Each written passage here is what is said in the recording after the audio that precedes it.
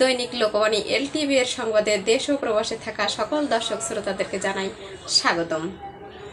সাথে থাকছি আমি সুমাইয়া সুলতানা।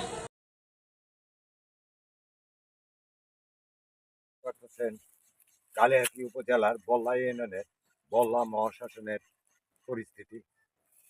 এদের একটাই দাবি, যদি অতি দ্রুত এখানে সংস্কার কাজ না করেন, নদী পাইলিং করে ওয়াল না করেন, যে কোনো মুহূর্তেই চলে যেতে পারে তাদের সনাতনীদের শেষ ঠিকানা।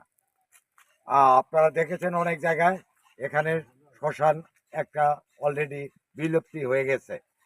এখানে শ্মশান দুইটা ছিল, একটি নদীর গর্ভে চলে গেছে, আরেকটি এখন যায় ভাব।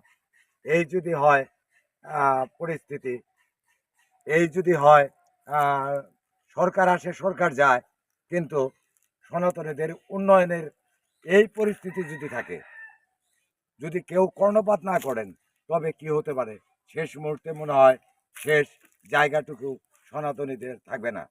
গৌরাঙ্গ বিশ্বাস, স্বাধীন বাংলা টেলিভিশন, কালিহাতী উপজেলা, বল্লা মহাশ্মশান থেকে।